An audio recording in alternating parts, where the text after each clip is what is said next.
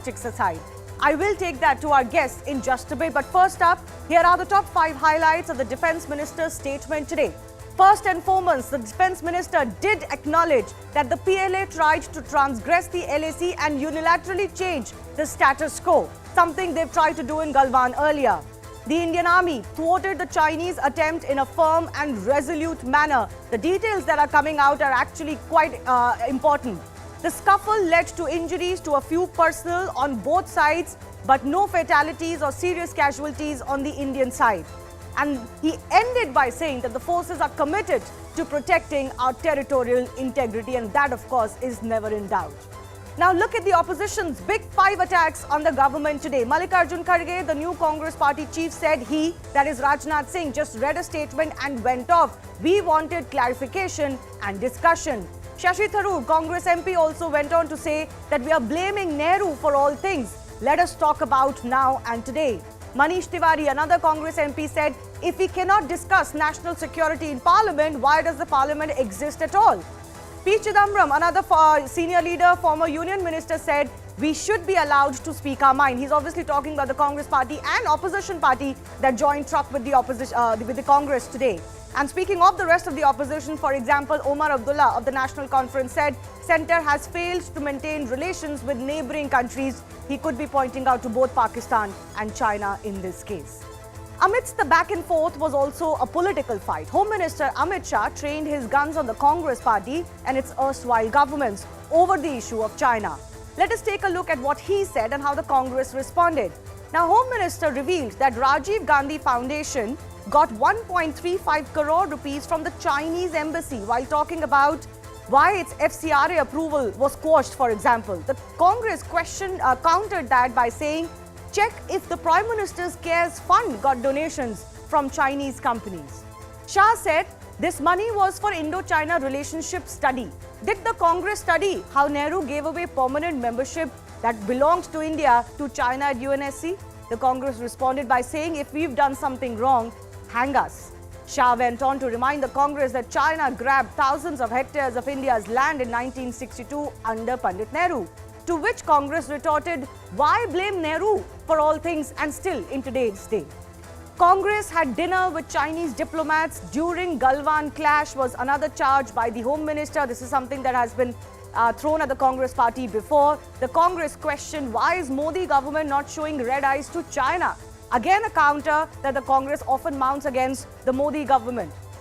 Now, the Home Minister also assured, till Modi government is in power, no one can take an inch of our land. But the Congress insists the government is in denial as China now pushes into Arunachal Pradesh as well. As India and China lock horns again, what does that mean for us defence-wise? That is coming up, but also coming up, can politics be set aside?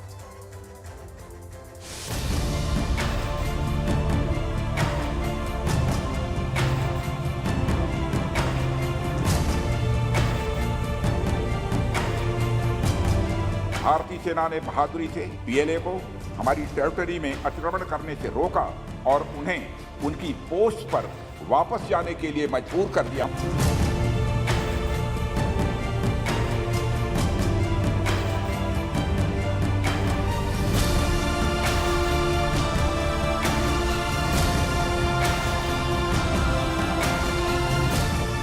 Minister gave a statement whereby he just gave the bare bone details of what exactly transpired at Yangtze when the clash took place.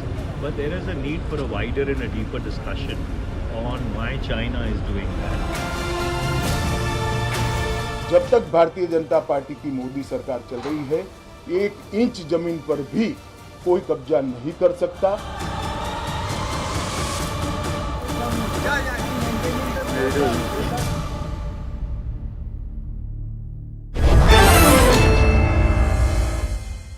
Going across to our guests joining us, we've got political representatives R.P. Singh from the BJP, Dolly Sharma from the Congress party. I'm also joined by some experts. Major General G.G. Dwivedi is joining us. He, of course, knows a thing or two about protecting especially our eastern borders. Dr. Tarak Karta, former Director, National Security Council Secretariat, and Dr. Roger Liu, Associate Professor, Flame University, is also joining us. Before I bring in our experts, I just want to settle a bit of the political debate. Now, R.P. Singh, The charge that the government faces is that it's uneasy in discussing matters related to these India-China skirmishes. You don't really want to discuss this threadbare, and this is something that happened during Galwan too. Why is the government not willing to have a full and proper discussion in Parliament? Well, it has just happened, and then once the details are there, government will surely discuss it in the Parliament and at the required forum. The problem is, discuss with whom? The party which has signed an agreement with Communist Party of China and had secured money, had got money for that agreement in Rajiv Gandhi Foundation. So, but in the but you parliamentary have to democracy, discuss you have it to with the discuss whatever opposition, need to regardless discuss. of what you may accuse them of what they've done previously. And the government claims, RP Singh, it has I'm all not the accusing facts. them. The Raksha Mantri gave a statement. Why not just let a debate happen, a discussion happen? So discussion will happen. I was going to complete that. In spite of that, discussion will happen. Whatever is desired to be shared will be surely shared with them, and then they will be taken on board for what has happened in Arunachal. So, but issue is they are making it politicized. That they are trying to politicize the issue. The fact is that forces has done their job well, and it's not the first time. During earlier time also, when China has tried to enter our territory, they have given their proper reply, and to this extent that they could give more casualties to the China. I understand that. That's not us speaking. This. No, I think the Congress party cannot be blamed in this case of politicizing this issue. Actually, they seem to have learned from the errors they've made in the past. They don't want to be sounding anti-army, but they are posing some questions. For example, when Manish Tiwari of the Congress party says that if we can't discuss this in Parliament, where else can we discuss this? Is he wrong? And not to forget, RP Singh, the question that will also come in the minds of the public is this incident took place on December 9. It came out into the public only on December 12. Why is it that the government didn't release information on this, let's say, a day after it took place?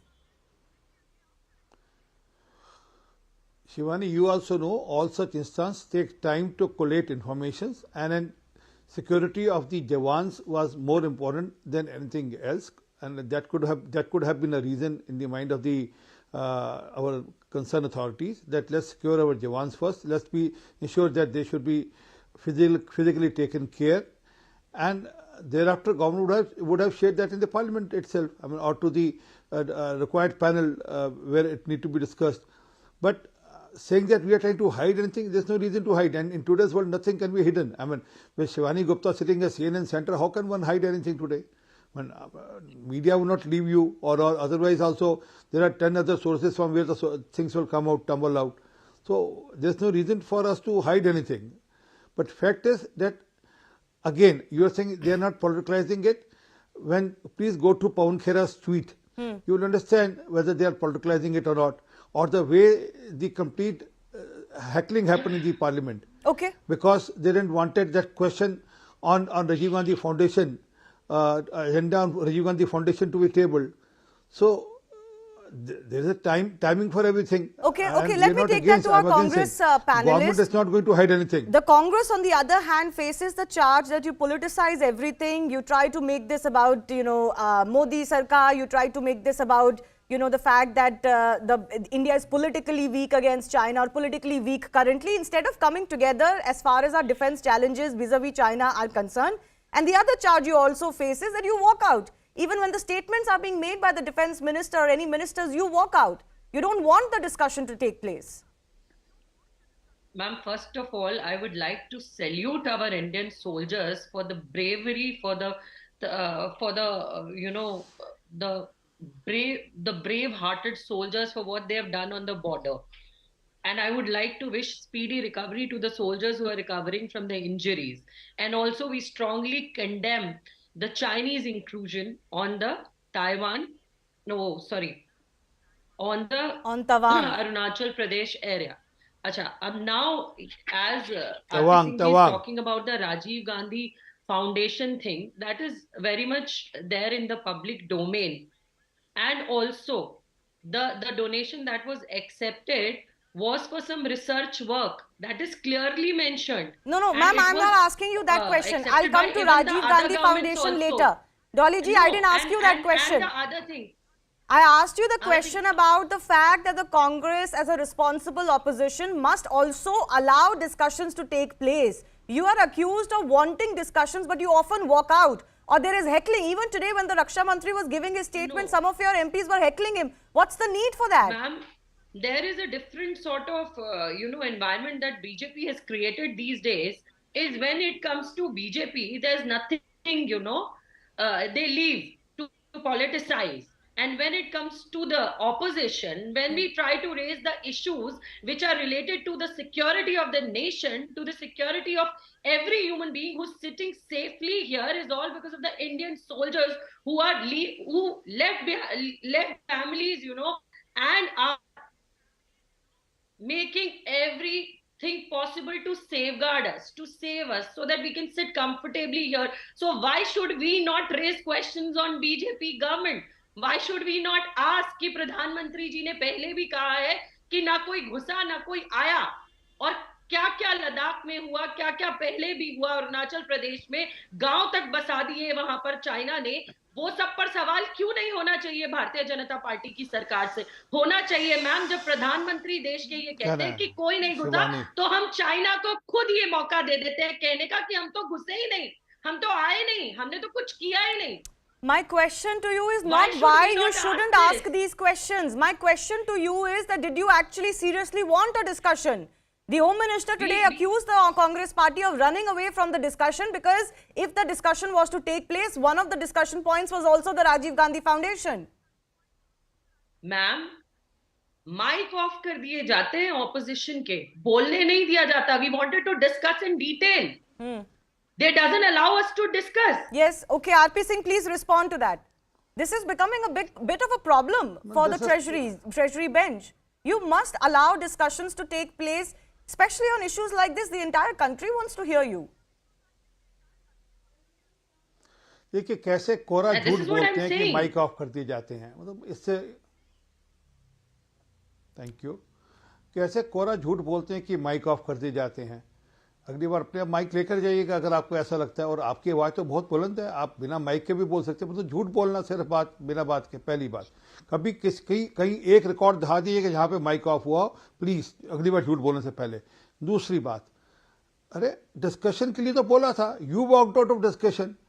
आपने वहाँ पे हल्ला करना शुरू किया discussion में, क्योंकि आपको लगता है कि जो सच है, जो तथ्य हैं वो सामने आएंगे, और तथ्य सामने आने चाहिए. The truth should be revealed and every part of the truth should be revealed. So you can accuse us that we are not sharing, but we want to share things with you. One. Secondly, why you want to hide what happened in the Rajiv Gandhi Foundation? I mean, you can put it on record. Yes, we received money, and this is this is very much, sir, this is very much there in public domain. Can I complete? Sir, it is very much there in public domain. अच्छा बता दीजिए, आप बता दीजिए, अच्छा आप बता दीजिए, आप बता दीजिए कि अच्छा वो जो 1 करोड़ 59 लाख रुपए आया, उसके अगेंस्ट कौन सी रिसर्च हुई थी? अरे आप बताइए ना, कौन सी रिसर्च हुई? आपने इंडो चाइना रिलेशन पे कौन सा रिसर्च पेपर है? कृपा करके बताकर जाइएगा, कृपा करके बताकर जाइएगा कि कौन सा रिसर्च पेपर था. What is the research paper? Please let us know. These are all the amounts I'm quoting. This is in public domain that BJP government received, and your ministers for that matter. But you received that money what are on you account saying, of and research. what research? and how what is about the that PM agreement Care Fund? Your party has signed? How about the clarity What is the on PM agreement Care you Fund, have signed? sir? How about the clarity on PM Care Fund, but sir? वो क्या agreement sign किया वो बता दीजिए. What paper have you signed with Communist Party of China? Rahul Gandhi has in that paper with Communist Party of China. वो बताकर जाइएगा. Okay, I have to pull away from both of you. I think both of you have made your point, but the sense I get today is that both the government and the Congress party was a little bit uneasy about going forward with debates and discussions today, because both felt a little bit on the back foot for various reasons. I want to bring in our experts now. Major General Gigi Dwivedi, I'm coming to you. I want to understand from you what could be China's designs in this region, and have they now properly been made aware by the Indian Army then any unilateral stealth attempts to change the status quo will no longer succeed. Well, Shivani, as far as the China's design is concerned, I think we can join the dots right from pre-1962 till date. Well, Chinese do not, acknowledge or accept the McMahon line, and they have not accepted even the so-called border at the time of India's independence or their own revolution. So that's why the 1962 war took place. Coming now closer home, after we signed the 1993 agreement and 1996 agreement, there was some kind of understanding that the LAC is stable. But after Xi Jinping came to power in 2012, thereafter the Chinese have adopted a very, very aggressive stance. And we had a series of instances. In 2013, we had Debsan. In 2014, Chumar, when Xi Jinping was in India. 2017, we had Doklam, and 2020 May, we had large-scale incursion in eastern Ladakh, where Chinese deployed almost 3 divisions. The point I'm trying to make is that Chinese are always up to a game to change the status of LAC whenever there is an opportunity or whenever they see some vulnerability. But the point is that India has definitely taken a very firm stance, and I have served in eastern Ladakh, commanded by battalion and in the division in Arunachal Pradesh. The point issue is that we are, as far as military is concerned, currently the borders are well manned and they have been well strengthened. And wherever China has tried to make inroads, they haven't given a befitting reply. But what is happening is the Chinese system works in a very different manner. Firstly, it is a dictatorial regime. There is no media. It's very translucent and opaque. So therefore, they always try to surprise the opponent, and to some extent they succeeded. But I want to assure the panelists and also our countrymen that our response have been very firm, very prompt, and Chinese have not succeeded in what they intended to do. And therefore, even this instance in Tawang, where I had operated, they came to grab a post, at Yangtze. And they came in strength 300. 300 means half a battalion, because Chinese battalion is about 650. But our men gave them a very befitting response, and within 15 minutes they had to go back. So I think that India's response is very firm. India's intent is very clear, both political and military. And I think the Chinese will realize that they cannot succeed while they try to do some misadventures. They have been given befitting reply, and that is the lesson that we should be assured of. And to our political friends, I want to tell them that these forums must be utilized to cooperate and see what should be a national response, because in today's world, it's not the military which fight. The whole nation has to come together, and these forums must be utilized to have a consensus on a defense policies, and also on defense, how we can support our military and the people who are manning the front. Shivani. No, absolutely. I wish there was a discussion of that tone and tenor that took place in Parliament today. Of course, we'll wait and see as the winter session goes on, because that is exactly the kind of message that Indian Parliament needs to send at this junction, that everybody is together. There may be questions and details required, clarifications asked for. But, political potshots at this time become detrimental to the national message that the country wants to send. Dr. Tarakata, I want to come to you. We know that India and Chinese systems, of course, are very, very different. But there was silence in the Chinese media, even though this incident was from 3 days ago till last evening when we were speaking. And then today they accused India of trespassing. How do you read at the messaging coming in from China? I think, given that the chairman of everything, President Xi, has just had a very successful, trip to the Middle East, the trend is to, to portray everything as that is where the attention is. They're trying to show everything is fine, everything is great. They don't want this kind of a news being played too much, so they're playing it down. After all, what India did was to give them a bloody nose and send them back.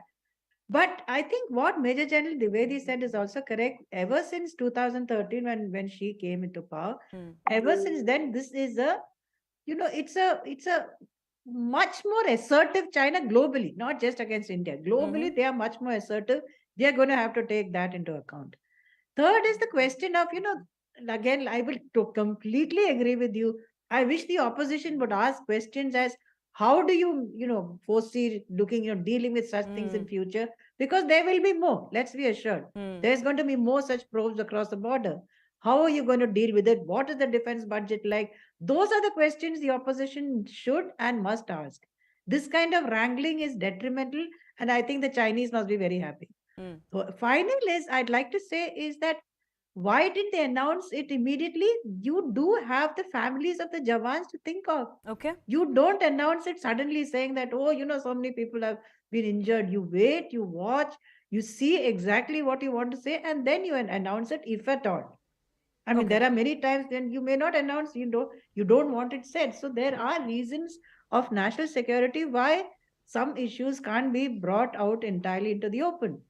But the fact remains that these clashes like these, I don't think they're going to reduce. This is the trend that we are seeing now. And especially with this, the chairman, Xi, Right. now he's all powerful, at least for now. Let's see In what fact, let me happens in take future. that to Roger Liu as well. There are certainly domestic issues for China to contend with. We saw what happened as far as zero COVID policy is concerned, and then it keeps poking India needlessly, I would say. There is no reason for opening up this front in Arunachal Pradesh. Whatever its design was, possibly what we are learning through sources, that it just thought that this might be a good opportunity to occupy those heights that are very advantageous in this area. And they tried it and it didn't succeed. I don't know what else could be read into it, but what do you think is their game plan? What is China trying to achieve here? Because this is certainly not endearing it either to the Indian establishment or to the Indian public. Thank you, Shivani.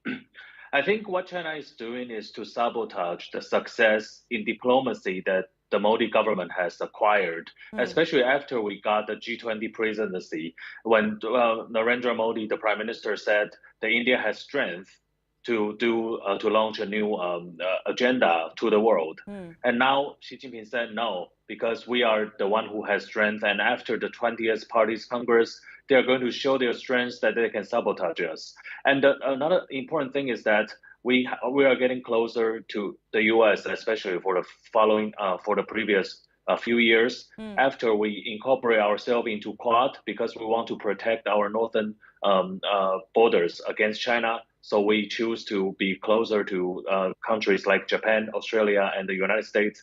And China tried to send a signal, a warning to the Indian part that, well, the U.S. cannot protect you, because if you remember, in November we just have the youth Abhyas exercise with the U.S. In November, and very close to the Chinese, the LAC with the border with China. So China tried to send a signal to us that whatever you do, we will try to sabotage that. So I think that's very important for two parties within India to work together on the consensus of national security. That is very important. We cannot let China to drive and wedge between different Indian parties and try to separate our powers on this national security issue. That's very important. Especially the Tawang region actually is very close to the Bhutan-Indian border, and this actually is the sixth Dalai Lama where he was born. Right. So this is considered very important religious place, and it will have a tremendous influence for the next generation in Tibet. So this is a place that we are trying to keep that. I think that's very important for us to have a consensus. Okay. No matter whether you are from BJP or from National Congress, that's very important. Can I take that to our two political representatives? The country is yearning after, especially growing up. I would say the country grew up a little bit. Dolly Sharma and RP Singh, after what we have witnessed in Galwan. And our country needs to mature, its polity needs to mature enough itself to behave in an appropriate manner when we face defense challenges like this. Dolly Sharma, a minute to you first, and then RP Singh. Ma'am, this is what I'm trying to say. When the Prime Minister himself says, na koi aaya, na koi ghusa. Abhi bhi, when Defense Minister came, when did he speak about the attacks that China made? After the media reported, not before that. Not before that. This is what I'm trying to say. Why are they hiding behind? China is continuously doing this, and this time they've started with the eastern area of But India. Dolly ji, So when we the are- Congress raises this, it has to, of course, acknowledge the fact that these skirmishes or these clashes have been taking place well before Narendra Modi came to power. You cannot act and behave like there's no historical context here. We are not behaving like this. We are just putting up our questions. This is what I'm trying to make a point here, is that what are the discussions that PM Modi, what discussions PM Modi made with Jinping in China, in Bali. You know that cannot What be did he do? revealed. Ma'am, there were no, first of all, full-fledged This is what discussions I'm- between no, the two this is- premiers. this is- Even what they no, ma'am, discussed this during is- the handshake, this it's is- just this childish is to what ask I'm- for what this did is they what- discuss. That is never going to be revealed like this. Then also China is continuously doing this, ma'am. Yes, don't you Consider know why? PM Modi's track record against China since Galwan. India's trade dependency on China has never been higher. Indian imports from China were a record US $95 billion. So does the Congress party stand for cutting our trade ties with China? Do you know the economic impact it will have in India? Are you ready for it, or will you then blame the government for inflation, for lack of products? Ma'am, No, then you be clear in your policy. You want India to cut trade ties with China, then say it. Ma'am, then do you think banning some apps makes a difference? Those apps are for security reasons, madam. Those are not for this trade reasons. Ma'am, security is everybody noticing what China is doing on Okay, everyday I'll give basis. RP Singh a final minute to respond. Ultimately, though, RP Singh, you know, whatever the opposition may say, and of course they'll use these opportunities to poke holes in your defense policy and your foreign policy, but there must at least be a discussion. The government cannot run away from that, now that it has come out in public. Shivani, Yes. our defense policy is robust, everyone knows that, and then world acknowledges our defense policy. As far Prime Minister or the Defense Minister goes, is very clear on that. One. Secondly, Army has been given, or forces has been given a free hand to deal with situation as they want to. They don't need to go back to the table and discuss there and then go back and do act accordingly.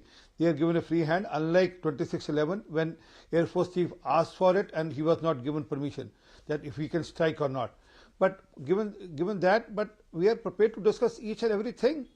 And then when we say discuss everything, then they should also be prepared to discuss the agreement which they have signed with China. I mean, what's wrong in it? That's also part of democracy. If they have right to question the government or the member parliaments also have right to know that where was that money used, which came for some reason, some objectives, which was to do research on Indo-China relationship, or was it used for some other objective? Is there anything harm in it? And give me a second. And we all know what's happening within China also. We also know what's happening within China also, and then why this skirmish happens only during when the parliament has to start. It's not as simple as it is. No, I am not denying that. Of course, China, as our experts are saying, wants to show India down, wants to put India into a flux. I'm not denying any of that. But of course, we have to come together to handle it. We know the challenges that China poses. It considers us its long-time rival, both economically and culturally, in this space, in Asia. There's no denying it. And of course, we'll continue to face these attacks. We'll continue to face other mind games and psyops from China, but we have to be prepared, and I wish we could all come together and discuss it. And the country needs to know the leadership and its vision as well, and it can only be put forth in Parliament. That's all I was saying. And there's no harm in doing it with whatever you can talk about. Yes, this is national security issue. Not everything can be disclosed, and it will be childish to ask what Xi Jinping and Narendra Modi discussed. Of course, those are childish questions. But in any case, I think we've all made our points. I thank all of our guests for joining us and giving us their point of view. That was the news until now. Let's now also listen in to some big news that we have for car owners, and more will follow after a short break. The Tawang clash. This is what they're telling us. They're saying that in 2008, there was a Buddha statue in the Yangtze, which was broken by the PLA, that's the People Liberations Army, or the Chinese army. Since then, the area has been contested. Inputs suggest that the PLA tried to reclaim the area in the hope that the Indian army presence would be thin at this time of harsh snowbound winter. The peak is at 17,000 feet, the plateau at 14,000, which is where the clash began. Now, my colleague Arunima is with us right now. She's going to be bringing us more such details. Arunima, the chief detail that we're revealing to our audiences, that the PLA possibly try to reclaim this area in the hope that the Indian Army presence would be thin at this time because there is a harsh winter in that entire area. Could you bring our audiences more context to that piece of information? So what government functionaries are telling us is that this area at 14,000 feet, this is an area of pilgrimage for the locals. Yangtze had a Buddha statue which people worshipped. It also has what locally is called the place of 1,000 waterfalls. It's a touristy area for locals there because of the high terrain at 14,000 feet. It's also a place of pilgrimage. And in 2008, China tried to push back Indian Army from this point by breaking the Buddha statue and by restricting access. And since then, there have been repeated skirmishes where the People's Liberation Army has tried to dislodge Indian Army from that position. What functionaries tell me is that in the last 6 to 7 years, earlier Indian Army would only patrol this area, and in winter months during snowbound peaks, they would vacate. But in the last few years, they have continued to stay there even in the winter months. So I think Chinese army calculated that because it is snowbound right now, Indian army presence would be thin and they would take advantage of the situation and capture our post and push back the claim line. But since Indian army was continuing to hold on, it led to clashes. There were about 300. The PLA soldiers were about 300. The Indian army refused to vacate the post, and that's why they got injured. About 9 of them with limb injuries, fractures, etc. were evacuated to a Guwahati hospital. The situation currently, as per government functionaries, is under control. Flag meeting has happened. Both sides have gone back to their position.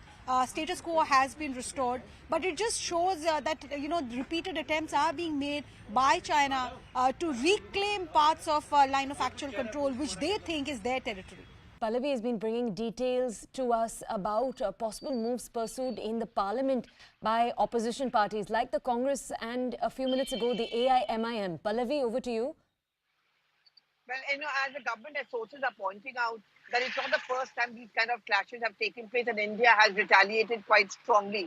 That's exactly the point which the Congress party and other opposition parties have been making, that there have been instances of these kind of clashes or attempts by Chinese to enter into Indian territory, but the government has always denied it, or government has said it's not really happened, and therefore this is the reason why there needs to be a debate and discussion. There have been multiple notices which have been served in both the houses of parliament and cutting across party lines. The Trinamool Congress, Owaisi, Congress party, all of them are in the mood to get out the government. One, they want a short duration discussion on this. Second, they want it to be concluded by a statement from the defense minister. And third, the prime minister must be present inside the house. In fact, the main target of attack is the prime minister because they accuse him of hiding the facts, not admitting that these have been cases of clashes, what really is the extent of damage, and so on and so forth. So I think as the parliament reconvenes in an hour, less than an hour's time from now, we can see clashes taking place actually between the opposition and the government on both the houses. Okay, Pallavi, thank you for bringing us that context. Let's go over now to our colleague Abhishek Jha. He's with us. He tracks the Ministry of External Affairs. Abhishek, since December 9th, can you walk us through the communication that's taken place between China and India? We obviously know of the defense communication that's in fact been taking place over the last year and a half. But since December 9th, what have we seen?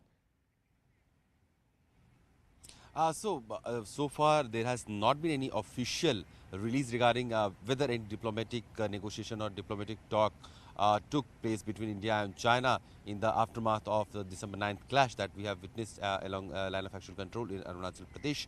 But we do know that Indian side and Chinese side have been regularly engaged on the issue of border clashes. There have been 17 rounds of core commando talks along the to sort out the border disputes, and there has also been diplomatic level engagements both in Delhi and Beijing, and also at the level of External Affairs Minister Wang Yi and from the Chinese side, and External Affairs Minister Jaishankar from the Indian side at various platforms where they have tried to negotiate how to maintain the status quo and how to take back the status of pre-Galwan level clash, that is April 22, 2020, when there was no transgression or no attempt to transgress from the Chinese side.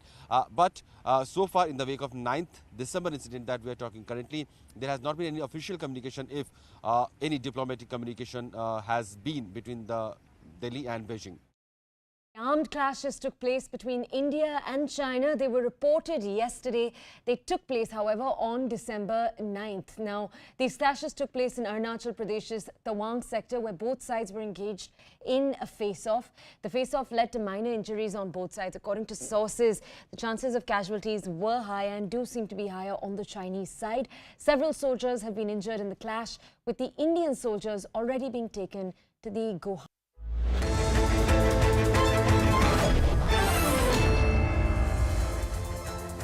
Welcome back. After the issue of freebies, another big politics versus financial prudence debate has kick-started, with many states, predominantly Congress-ruled, going back to the old pension scheme that was changed in 2004. After Rajasthan, Chhattisgarh, Jharkhand and Punjab, now Himachal Pradesh has become another state that has decided to replace the national pension system with OPS. This was a poll promise of the newly elected Congress government, remember. This has raised alarm amongst many about the financial health of both the states and the country at large. In 30 years, primarily due to greater life expectancy, cumulative pension bill of states has jumped from 3,000 crores to nearly 4 lakh crores. Overall, pension payments by states eat away a quarter of their own tax revenues. For some states, it is much higher. Funding a small number of former government employees by utilizing a chunk of taxpayers' money is being objected to by experts and across the spectrum, mind you. And they warn that today's bad decisions will cost future generations dearly. In many states, the pension expenditure is even higher than salary spending for current employees. Now take a look at how bad the situation is already for states rolling back the NPS. For Himachal Pradesh, the percentage of pensions as states' own revenue is 80%. For Punjab, it is almost 35%. For Rajasthan, 30%. For Chhattisgarh, 24%. If you add wages and salaries of state government employees to this bill, states are left already with hardly anything from their own tax receipts. A quick reminder of the two systems and why the OPS is not considered financially viable. Now, the NPS is called the Defined Contribution Pension System, while the OPS is Defined Benefit Pension System. In NPS, the employer and the employee contribute to pension wealth payable at the time of retirement in way of annuity and lump sum. Now, under OPS, employees were not required to contribute to their pensions. The NPS allows withdrawal of 60% of corpus at the time of retirement tax-free. Under OPS, upon retirement, employees receive 50% of their last drawn basic pay plus DNS allowance or average earnings in the last 10 months as a pension. While in NPS, remaining amount is annuitized, which can provide a pension of about 35% of last drawn pay. Under OPS, pensions are also revised or increased as per pay commission recommendations. So the liability also keeps increasing even for those already retired.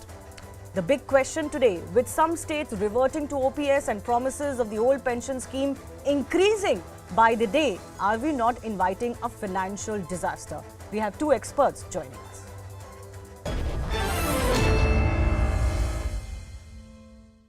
Dheeraj Nair is former head Economics, Finance and Commerce at the Niti Aayog, along with Jaiprakash Narayan, who's from the Lok Satta Party, founder of Foundation of Democratic Reforms and a former public servant himself. Let me begin with Jaiprakash Narayan first up. You feel very strongly about the revival of this old pension scheme in some states, and you've been talking about this on your social media handle, for example.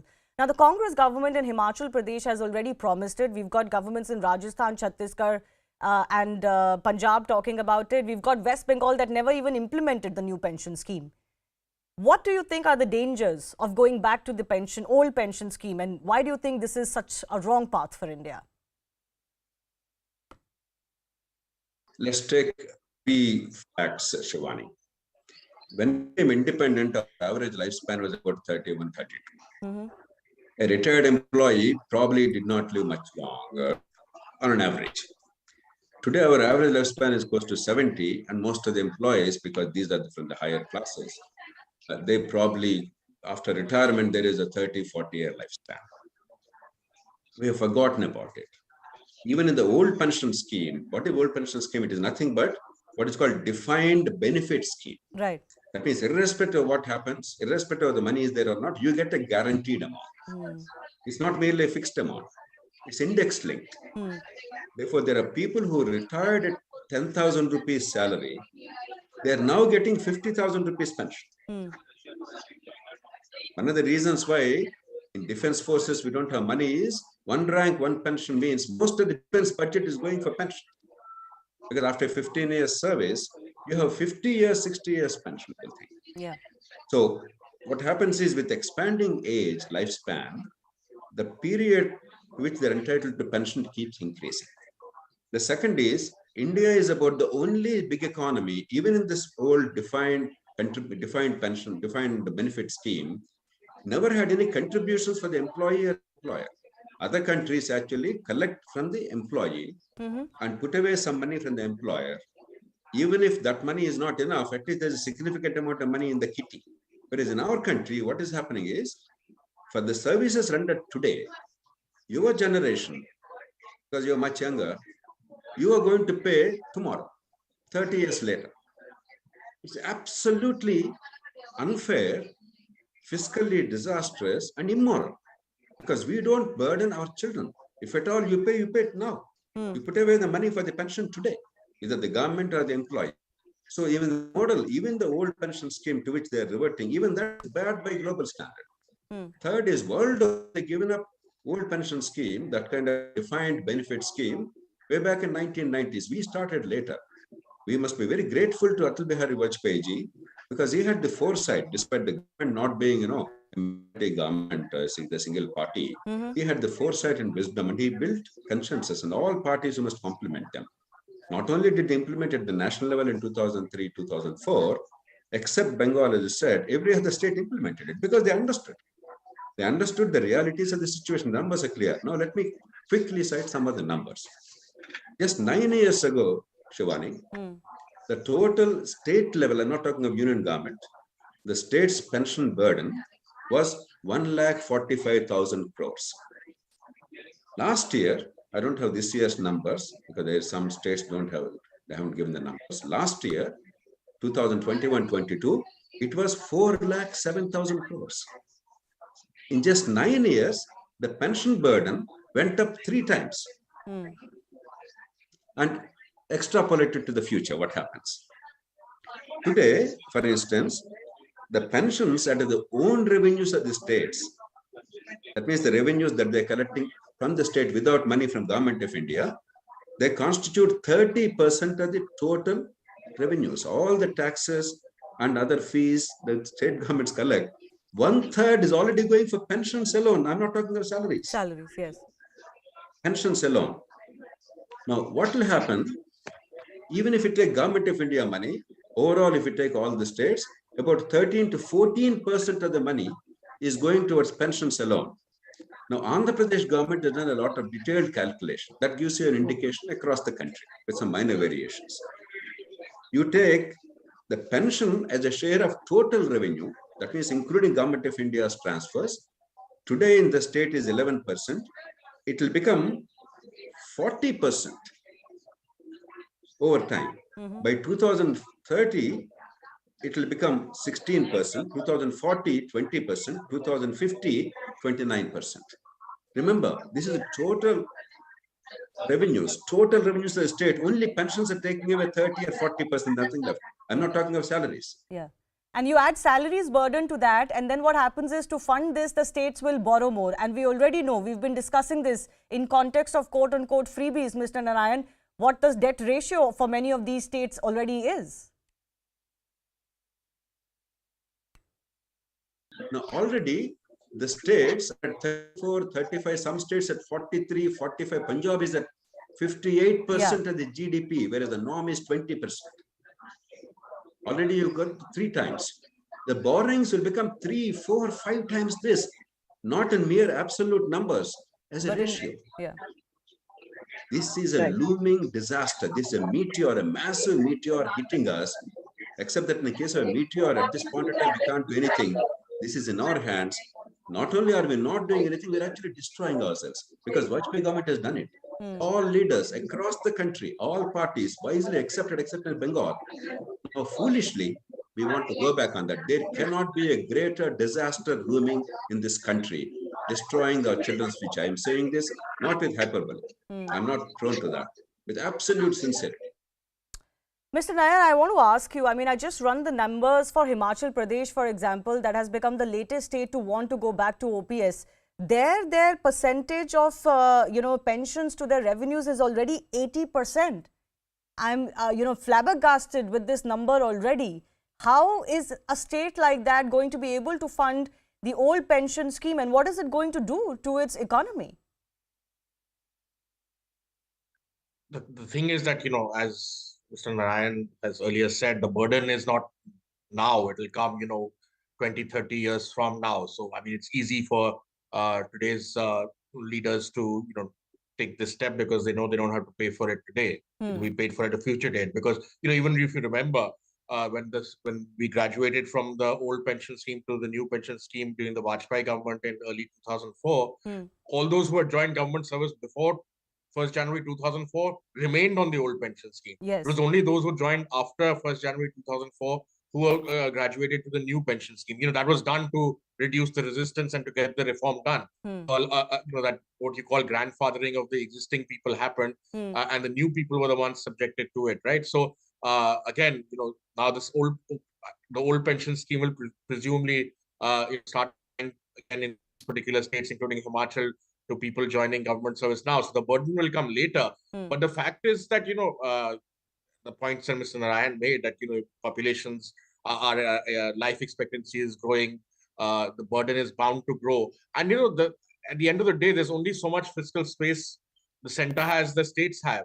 You either spend it on salaries, pensions, interest payments, because you'll have to borrow to fund all of this, or you can spend on roads, schools, sanitation, drinking water. So that's the stark choice. What you're ending up doing now is what I call subsidizing, or giving a freebie to the labor elite, because that's really what government employees are. They are the labor elite. 80-90% of the workforce in this country is in the unorganized sector. Exactly. Forget pension, they don't even have any kind of benefits while they work. So I think it's catering to a very small minority, an important minority, no doubt. They're an influential voice, but at a considerable cost, not only for future generations, but at a considerable cost also, as you already said, if 80% of your revenue goes to pensions or pensions and salaries, then there's not very much left to spend on the rest of the population. You're spending only on your government employees. So I think in that sense, it's completely ignoring the majority and pandering to vested interests. It's the kind of fee you cannot say it's for deserving, because government people are well paid.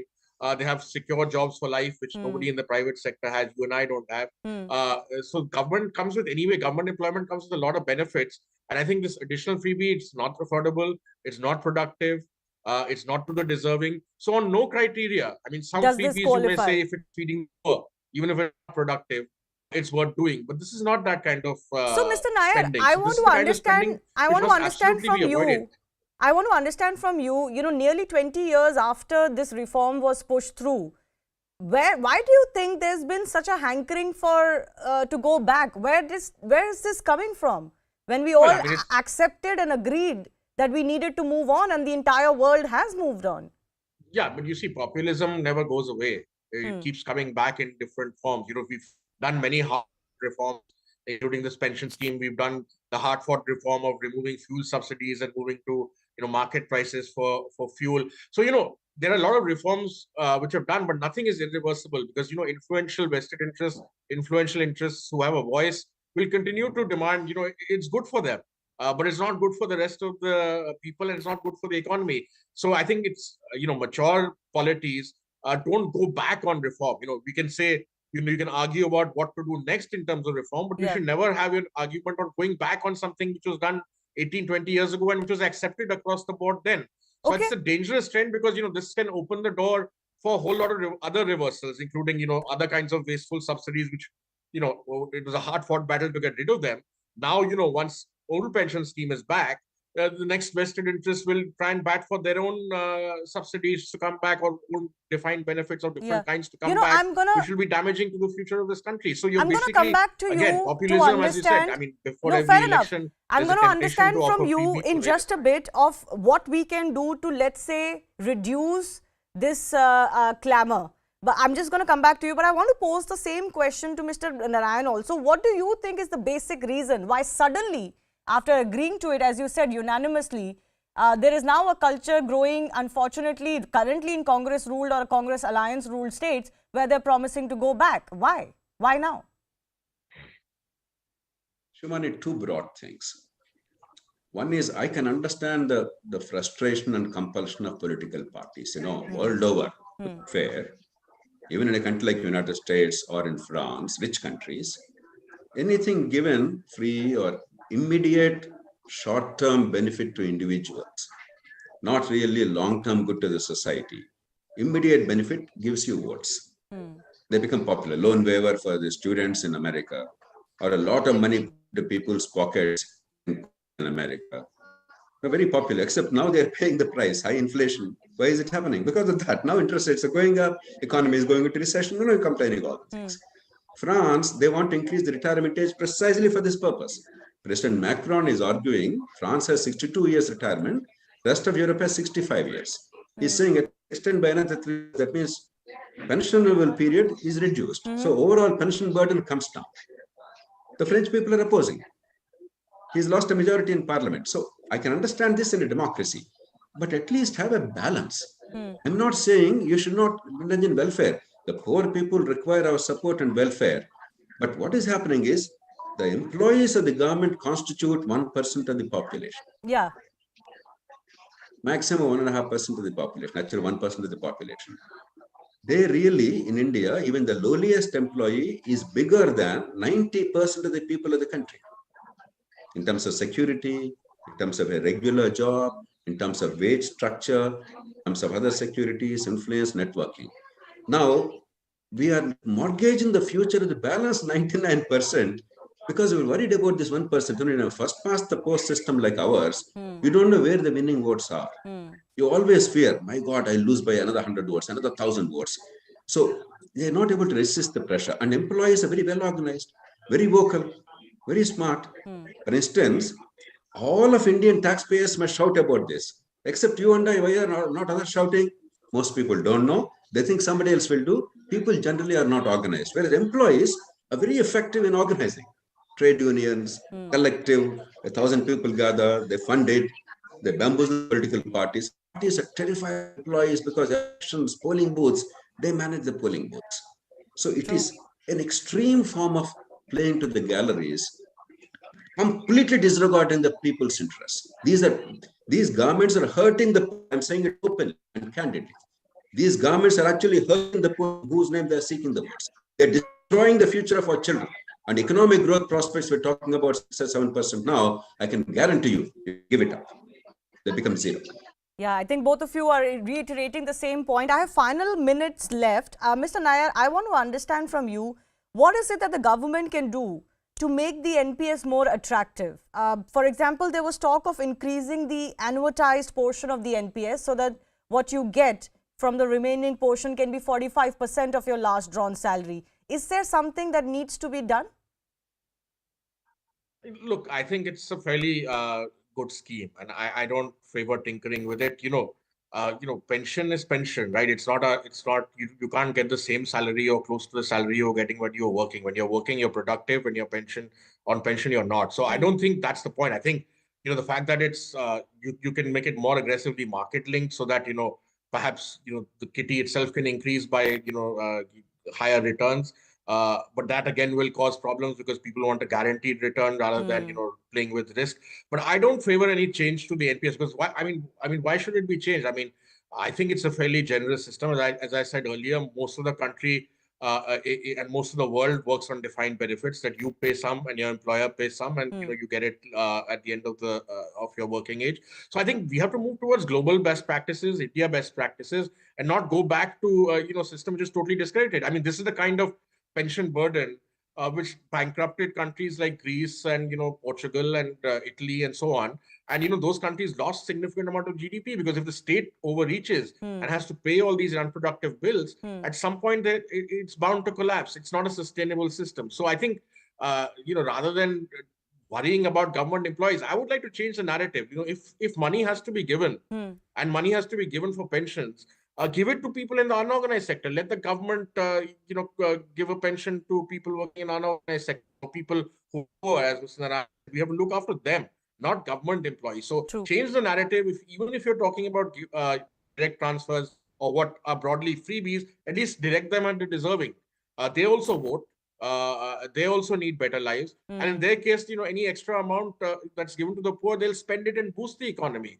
And it will go to a much larger number of people. So I would say changing the narrative. Okay. When this freebie debate, when we're talking about freebies, give it to the deserving. If you have to give it, and in all democracies, there are a certain amount of giveaways that are done, but give it at least to those who deserve it, and give it to those who are likely to spend it productively. Don't give it to your elite.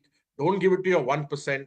At the cost of everybody else. So I think pandering just to this 1% and say improve NPS, I don't agree with that. Okay, fair enough. But along with the freebie issue, I think this is becoming a double whammy of sorts if this continues to become a trend. Final word to Mr. Narayan also. You are making a report on this. You told me earlier. You will be meeting the Finance Minister, Niti Aayog, Chief Economic Advisor and more concerned. What is your hope, sir? And do you believe that this recent clamour will go away possibly with time? And better financial prudence will settle in? It depends on you and me. If the people of India don't understand, because so far, let's be truthful, people of India did not understand. They did not protest when West Bengal opted out of it. They did not protest when Punjab opted for OPS. They did not protest when Chhattisgarh, as you mentioned, Rajasthan, and I think Jharkhand, they announced, I don't know what is the state, they have moved back, because people thought it's not our problem. They never understood. It's our duty to come out with absolute numbers. Take it out of politics. Please, I beg of you. All of you. It's not about this party or that party. It is about our money. It's about our children's future, our culture, our society, however poor we are, irrespective of caste, region, religion. Our society is about protecting our children. Even the poorest person, if a 100 rupee income is there, we spend 90 and save 10 rupees. The parents actually give up their wants and their desires for the children. That's very important. Parents are willing to give up their lives for the children. In no other society you see that such family bonds. That is our culture. Now, what right do people who take our vote, what right do they have to destroy our children's future because they want to please a small section for the time being at the humongous cost of tomorrow? If people understand this, then parties will go back. If you make it a BJP versus opposition, Modi versus non-Modi, Hindutva versus something else, that will be a disaster. It's not that. It's a fundamental issue. It's about the nation's future. Go to any country. See what's happening all over the world. This is a big issue across the world. And we have to stick to what already was done by Modi. We're grateful that he has done it. It's an absurd thing that we're going back. True. Well, that is why I don't have politicians on this discussion today. I want our viewers to understand what is at stake. And I do thank both of you for joining us and outlining the perils and the dangers associated with this clamour. On that note, almost time for me to take your leave. But we leave you with the Football World Cup fever, which is at its crescendo with the semi-finals coming up. Leave you with the visuals of an artist from Kerala showcasing his love for the game by drawing cut-out pictures of his favourite players on palm leaves. Thanks a lot for watching.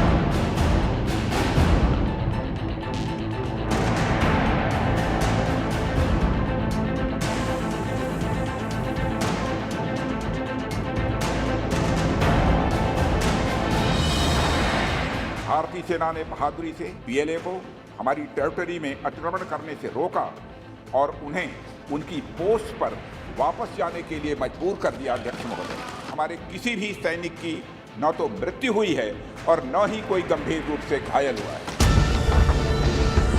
अरे उसका इसका क्या संबंध है?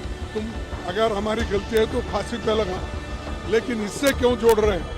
देश की सुरक्षा है। But there is a need for a wider and a deeper discussion on why China is doing that. Congress सरकार ने चीन की धमकी के बाद हमारे रोड और वाइटल बॉर्डर इंफ्रास्ट्रक्चर्स का निर्माण डैम चौक में रोक दिया।